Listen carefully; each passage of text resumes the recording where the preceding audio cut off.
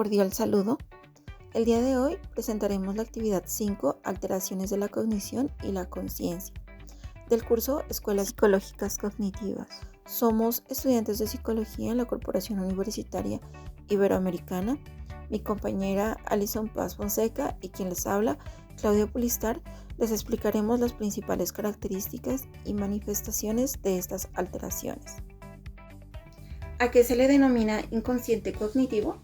Según Freud, el inconsciente cognitivo se refiere a los procesos mentales que operan sin que seamos conscientes de ellos, influyendo en la percepción, la memoria y la toma de decisiones.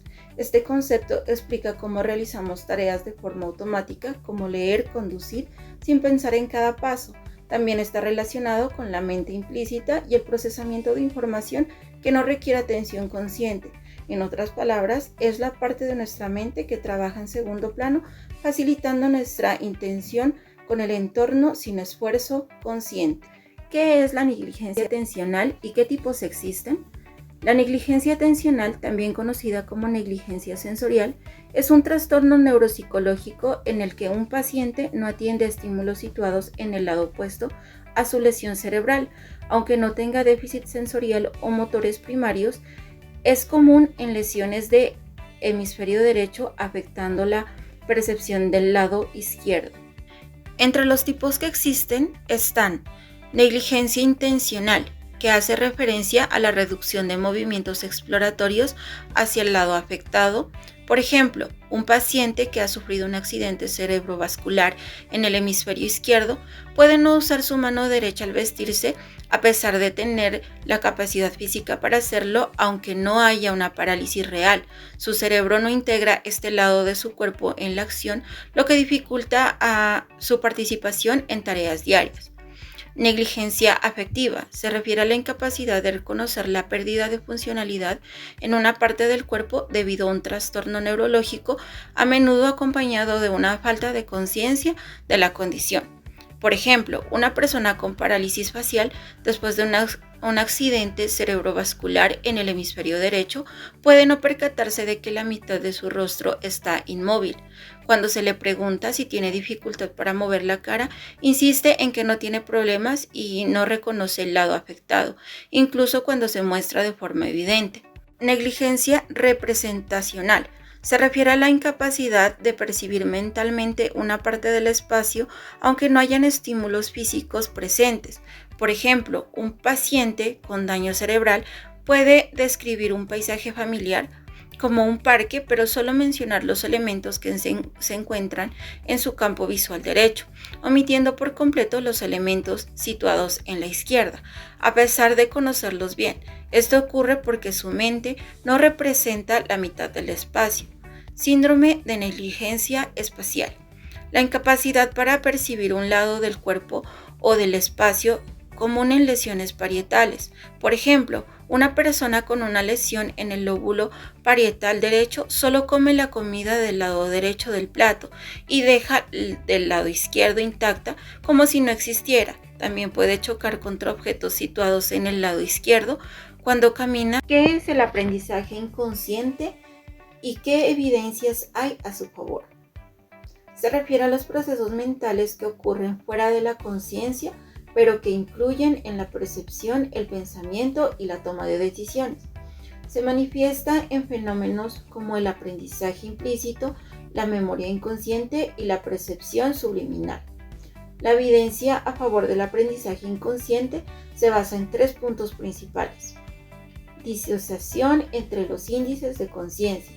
Se observa una discrepancia entre lo que el sujeto reporta haber percibido, conciencia, y los efectos que el estímulo produce, evidencia del procesamiento inconsciente. Si un estímulo es presentado de manera subliminal y no es conscientemente percibido, pero aún así genera una respuesta conductual o cognitiva, esto indica procesamiento inconsciente. Efectos cualitativamente diferentes. El procesamiento inconsciente de la información produce resultados cualitativamente diferentes a los del proceso consciente. Esto significa que la forma en que la información es procesada y los efectos que genera varían dependiendo de si la persona es consciente o no del estímulo. Propiedades funcionales.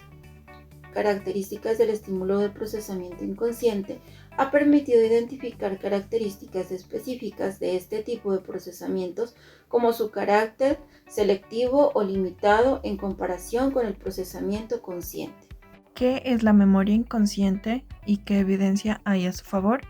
Cuando hablamos de memoria inconsciente, nos referimos a la capacidad de retener información de experiencias pasadas sin que la persona sea consciente de ello. Esta información puede influir en el comportamiento, como se observa en pruebas indirectas de memoria. Por ejemplo, pacientes con amnesia muestran que, a pesar de no poder recordar episodios específicos de su vida, aún poseen representaciones perceptivas que afectan su conducta.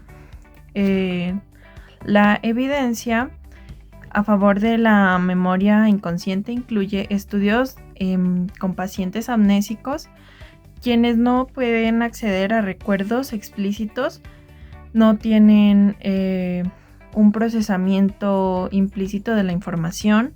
Además, personas bajo la influencia de drogas que inducen amnesia pueden experimentar cambios en su conducta debido a información no recordada conscientemente, lo que refuerza la idea de que la memoria puede operar fuera del ámbito de la conciencia. El síndrome neuropsicológico es un conjunto de síntomas y déficits cognitivos que resultan de una disfunción en áreas específicas del cerebro.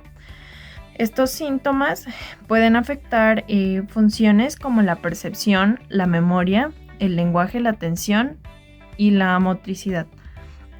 Y suelen ser consecuencias de lesiones cerebrales, accidentes cerebrovasculares, enfermedades neurodegenerativas o trastornos congénitos. El síndrome de Korsakoff es un trastorno amnésico severo causado por una deficiencia de tiamina, o sea, vitamina B1, común en personas con alcoholismo crónico.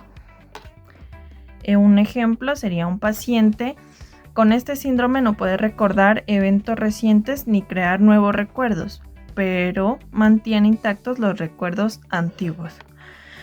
La región cerebral afectada es el diencéfalo, especialmente los cuerpos mamilares y el tálamo.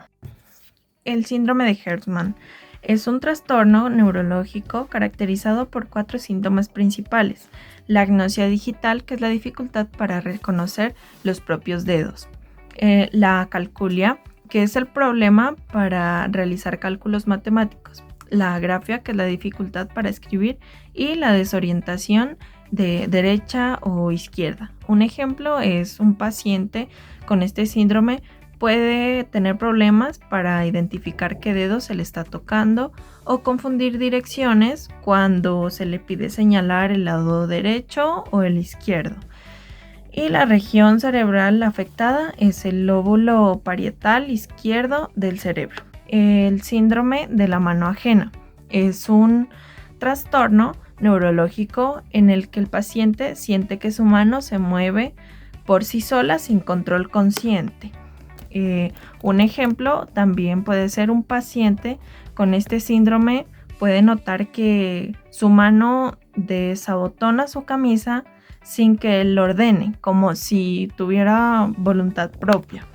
La región cerebral afectada es la conexión entre el cuerpo calloso y la corteza motora, lo que provoca la falta de integración entre la intención consciente y el movimiento involuntario.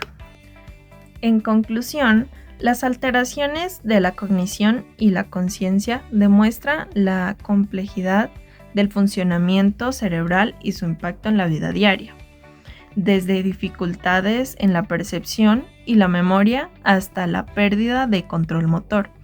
Estos trastornos resaltan la importancia de la neurociencia y la psicología en un estudio y tratamiento. Comprender estos fenómenos no solo facilita el diagnóstico y la intervención, sino que también permite desarrollar estrategias para mejorar la calidad de vida de quienes los padecen.